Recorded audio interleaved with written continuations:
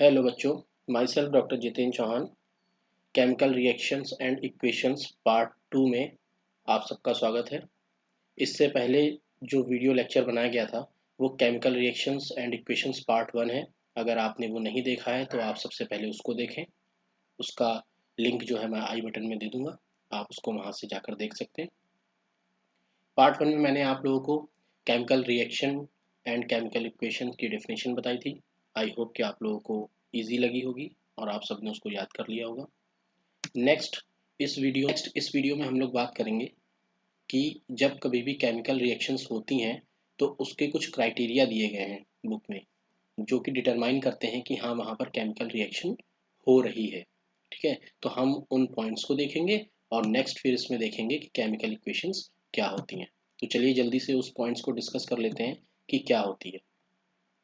तो कहीं पर भी केमिकल रिएक्शंस अगर हो रही होती हैं तो वहाँ पर 4 तरीके के चेंजेस आपको देखने को मिल सकते हैं, जैसे कि change in state, change in colour, evolution of a gas, change in temperature. ये 4 चीज़ें आपको याद रखनी है। ठीक है, कभी भी एग्जाम में आए या कभी भी वाइवा में अगर आपसे पूछा जाए कि केमिकल रिएक्शंस अगर हो रही है तो हम कैसे पता करेंगे कि वहाँ पर केमिकल रिएक्शन हुई है, तो इन 4 क्राइटेरिया से आप बता सकते हैं कि हाँ वहाँ पर केमिकल रिएक्शन हुई होगी। क्योंकि अगर कहीं पर भी केमिकल रिएक्शन होती है तो हो सकता हो वहाँ पर उसका स्टेट चेंज हो जाए। स्टेट जो कि मैंने आपको बताया था पिछले वीडियो लेक्चर में, अगर नहीं बताया तो आप यहाँ पर देख लीजिए। स्टेट का मतलब होता है अवस्था। जैसे बाल्यावस्था होती है ना, बचपन की स्टेज, और वृद्धावस्था होती है, ओल्ड एज, है ना। उसी तरीके से स्टेट होती है, जैसे कि solid state, liquid state, gas state. ठीक है, ये मैटर की स्टेट होती है, यानी कि अवस्था होती है। अवस्था मतलब कि वो ठोस है, ठोस अवस्था में है, कि द्रव अवस्था में है, कि गैस अवस्था में है ना, लिक्विड है, सॉलिड है, गैस है। तो वो अवस्थाएं होती हैं। तो कहीं पर भी अगर किसी की अवस्था चेंज हो गई है किसी भी मैटर की, तो आप कह सकते हैं कि हाँ वहाँ केमिकल रिएक्शन हुई है। Change in colour, change in colour में आप ये देख सकते हैं कि उसका कलर अगर बदल गया है तो हाँ वहाँ पर केमिकल रिएक्शन हुई होगी। एवोल्यूशन ऑफ अ गैस, अगर गैस निकली है तो आप देख सकते हैं। चेंज इन टेम्परेचर, यानी कि टेम्परेचर में अगर चेंज हुआ है तो भी वहाँ पर हम कह सकते हैं कि केमिकल रिएक्शन हुई होगी। जरूरी नहीं है कि आपको चारों क्राइटेरिया, हर एक रिएक्शन में चारों क्राइटेरिया आपको मिलेंगे ही मिलेंगे। हो सकता हो कभी आपको एक ही मिले, हो सकता है आपको कभी 2 मिले, कभी 3 मिल जाए, कभी चारों मिल सकते हैं। ठीक है, तो हर एक रिएक्शन में ज़रूरी नहीं है कि आपको ये चीज़ें चारों मिलेंगी। हाँ, कभी कभी ये हो सकता है कि 3 मिल सकती हैं, एक नहीं मिलेंगी। ठीक है, तो ये क्राइटेरिया कुछ बताए गए हैं जिससे कि आप बता सकते हैं कि कहीं पर केमिकल रिएक्शन हो रही है कि नहीं हो रही है। ठीक है, नेक्स्ट हम लोग पढ़ेंगे केमिकल इक्वेशंस और उसको बैलेंस करना, वर्ड इक्वेशंस क्या होती हैं ये देखना। ठीक है, इसमें हम लोग ये सब चीज़ें जानेंगे। ओके, तो केमिकल इक्वेशन पढ़ने से पहले आइए हम लोग एक्टिविटी 1.2 एंड 1.3 को थोड़ा सा डिस्कस कर लेते हैं, ताकि आप लोगों को जो है इसके बारे में थोड़ा आइडिया क्लियर हो जाए। तो एक्टिविटी 1.2 में दिया गया है, take lead nitrate solution in a test tube. Solution का मतलब है कि लेड नाइट्रेट को हमने पानी में घोल दिया है। Add potassium iodide solution to this. तो जब कभी भी हम लेड नाइट्रेट सॉल्यूशन की रिएक्शन पोटेशियम आयोडाइड से कराते हैं तो क्या होता है, चलिए हम लोग देखते हैं स्लाइड में। जब कभी भी हम लोग रिएक्शन कराते हैं तो ये देखिए यहाँ पर ये, इसको बोलते हैं पीबी होता है लेड, प्लम्बम होता है इसका लैटिन नेम। प्लम्बम का मतलब होता है लेड, इसको हम लोग लेड बोलते हैं। और ये NO3 बोलते हैं नाइट्रेट को। ठीक है, तो लेड नाइट्रेट का ये फॉर्मूला होता है। ठीक, और ये है हमारा पोटेशियम आयोडाइड।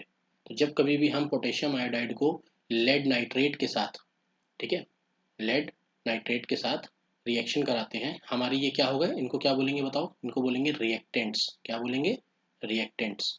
तो कभी भी हम लेड नाइट्रेट का पोटेशियम आयोडाइड के साथ रिएक्शन कराते हैं तो हमें यहाँ पर PbI2 यानी कि लेड आयोडाइड और पोटेशियम नाइट्रेट मिलता है। क्या मिलता है हमको, लेड आयोडाइड, देखिए यहाँ पर लिखा हुआ है लेड आयोडाइड और पोटेशियम नाइट्रेट मिलता है। ठीक है, ये देखिए पोटेशियम नाइट्रेट। ठीक है, लेड आयोडाइड और पोटेशियम नाइट्रेट हमें मिलता है। लेड आयोडाइड जो है वो येलो कलर का होता है, येलो कलर का प्रेसिपिटेट होता है। प्रेसिपिटेट बोलते हैं जब कभी भी रिएक्शन में कोई चीज़ नीचे तलहटी पर आकर बैठ जाती है, बीकर में, बीकर के तल पर आकर बैठ जाती है, या बीकर बीकर के तल पर जमा हो जाती है सॉलिड फॉर्म में, तो हम लोग उसको बोलते हैं PPT यानी कि प्रेसिपिटेट। ठीक है, इसलिए इस रिएक्शन को प्रेसिपिटेशन रिएक्शन भी कहा जाता है। ठीक, आगे जब टाइप्स ऑफ रिएक्शन आपको पढ़ाएंगे तो उसमें आप लोगों को 5 तरीके की रिएक्शंस होती हैं, जिनमें से एक होती है डबल डिस्प्लेसमेंट रिएक्शन।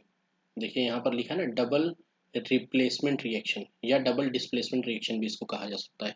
तो ये जो रिएक्शन का टाइप है ये डबल डिस्प्लेसमेंट या डबल रिप्लेसमेंट रिएक्शन इसको बोलते हैं।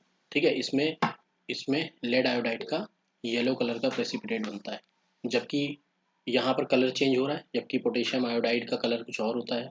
ठीक है, यहाँ पर येलो प्रेसिपिटेट बनता है लेड आयोडाइड का, तो इसका मतलब कलर चेंज हो रहा है, चेंज इन कलर, यानी कि केमिकल रिएक्शन हो रही है। ओके, तो लेड नाइट्रेट का जो कलर होता है वो वाइट होता है, पोटेशियम आयोडाइड का कलर जो होता है वो भी वाइट होता है। पर यहाँ पर जो लेड आयोडाइड का कलर बन रहा है, देखिए इसका कलर क्या हो जाएगा, वाइट, इसका भी कलर क्या हो जाएगा, वाइट। ये है लेड नाइट्रेट, वाइट कलर का, पोटेशियम आयोडाइड, वाइट कलर का। पर यहाँ पर लेड आयोडाइड का जो कलर है वो येलो कलर का हो जाता है, यानी कि ये येलो पीपीटी के फॉर्म में हमारे बीकर में जमा हो जाता है नीचे की तरफ। ठीक है, सॉलिड फॉर्म में। ठीक है, तो यहाँ पर कलर चेंज हो रहा है ना, वाइट से येलो हो रहा है। रिएक्टेंट्स हमारे कैसे थे, वाइट कलर के, और जब रिएक्शन हुई तो प्रोडक्ट हमारा कैसा बना, येलो कलर का। इसका मतलब चेंज इन कलर हो रहा है, इसका मतलब हम कह सकते हैं कि यहाँ पर केमिकल रिएक्शन हो रही है। तो ये आपका क्राइटेरिया भी डिटरमाइन, साथ में मैं बताता जा रहा हूँ कि क्राइटेरिया भी कैसे डिटरमाइन करते हैं हम लोग, और एक रिएक्शन भी आपको पता चल गई है। अच्छा बच्चों देखो, ये रिएक्शन बैलेंस है कि नहीं है, पहले बताइए। ये स्केलेटल रिएक्शन है कि नहीं है, ये स्केलेटल रिएक्शन है ना, तो इसका मतलब ये रिएक्शन बैलेंस नहीं है। यहाँ देखिए, यहाँ पर लेड एक है, यहाँ पर भी लेड एक है। ठीक है, लेड तो बराबर है। यहाँ पर नाइट्रेट, NO3 को बोलते हैं नाइट्रेट, यहाँ पर 2 मॉलिक्यूल है। ठीक है, इसके यहाँ पर एक ही है। आयोडाइड यहाँ पर देखिए 2 है, यहाँ पर कितना है, एक है। इसका मतलब ये रिएक्शन बैलेंस नहीं है। तो रिएक्शन बैलेंस करना सीखना है, तो इसी वीडियो लेक्चर में मैं आप लोगों को बैलेंस करना सिखाऊंगा। फिर आप बाद के लिए इस रिएक्शन को रख सकते हैं, ताकि आप इसको बाद में अपने से बैलेंस कर सकें और इसका आंसर जो है कमेंट बॉक्स में बता सकें। और एक बात और, अगर आप लोगों को कोई भी रिएक्शन समझ में नहीं आ रही है या कोई भी डाउट है तो आप कमेंट बॉक्स में मुझसे पूछ सकते हैं, और नेक्स्ट वीडियो किस टॉपिक पर होनी चाहिए वो भी आप बता सकते हैं। दूसरी चीज़ कि जब कभी भी मैं ये चैप्टर एंड हो जाएगा, समाप्त होगा, तो उसके लास्ट में मैं आप लोगों से कुछ सवाल पूछूंगा, जिसका जवाब आप कमेंट बॉक्स में देंगे मुझे। ठीक है, इससे पता चलता रहेगा कि आप लोगों की तैयारी कितनी हो रही है, और किस किस बच्चे को समझ में आ रहा है, किसको नहीं समझ में आ रहा है। तो ये हमारा एक्टिविटी 1.2 के बारे में था कि लेड नाइट्रेट से जब कभी भी हम रिएक्शन कराते हैं पोटेशियम आयोडाइड का, तो हमें पोटेशियम सॉरी रिएक्शन कराते हैं पोटेशियम आयोडाइड का, तो हमें वहाँ पर लेड आयोडाइड का एक पीपीटी मिलता है जिसका कलर येलो होता है। ठीक, और वो yellow colour change in colour वाले क्राइटेरिया में हमें मिलता है, तो हम कह सकते हैं कि हाँ वहाँ पर केमिकल रिएक्शन हो रही है। क्योंकि हमारे रिएक्टेंट्स का कलर वाइट था और हमें जो प्रोडक्ट मिलता है उसका कलर येलो होता है, तो हम कह सकते हैं कि हाँ यहाँ पर चेंज इन कलर हो रहा है, जिसका मतलब है कि यहाँ पर केमिकल रिएक्शन हो रही है। ठीक, तो चलिए अब हम लोग एक्टिविटी 1.3 के बात कर लेते हैं। तो 1.3 एक्टिविटी में कहा गया है कि जिंक ग्रेन्यूल्स जो है लिए गए हैं यहाँ पर एक कोनिकल फ्लास्क में, और उस पर कोई भी एक डाइल्यूट एसिड डाला गया है। एसिड कौन सा है, हाइड्रोक्लोरिक है या तो सल्फ्यूरिक एसिड है। हाइड्रोक्लोरिक एसिड और सल्फ्यूरिक एसिड दो अलग अलग तरह के एसिड होते हैं। ये HCl होता है हाइड्रोक्लोरिक एसिड, और ये हमारा H2SO4 होता है। कभी भी हम जिंक की रिएक्शन कराते हैं हाइड्रोक्लोरिक या सल्फ्यूरिक एसिड के साथ, तो वहाँ पर क्या होता है, वहाँ पर हाइड्रोजन गैस इवॉल्व होती है। ठीक, हाइड्रोजन गैस इवॉल्व होती है, और ये जो सिल्वर कलर का जो जिंक था, हमारा जिंक के जो ग्रेन्यूल्स थे सिल्वर कलर के, ये वाइट कलर के प्रेसिपिटेट में बदल जाते हैं। रिएक्शन क्या होती है, चलिए हम लोग देखते हैं। ऑल राइट, तो इस रिएक्शन में आप देख रहे हैं कि जब कभी भी जिंक ग्रेन्यूल को ट्रीट किया जाता है हाइड्रोक्लोरिक एसिड के साथ तो फॉलोइंग रिएक्शंस होती हैं।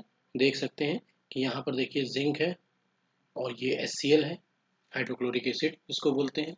ठीक है, यहाँ पर जिंक क्लोराइड बन जाता है जिसका वाइट पीपीटी होता है, और ये है हाइड्रोजन गैस, ये तो कलरलेस होती है।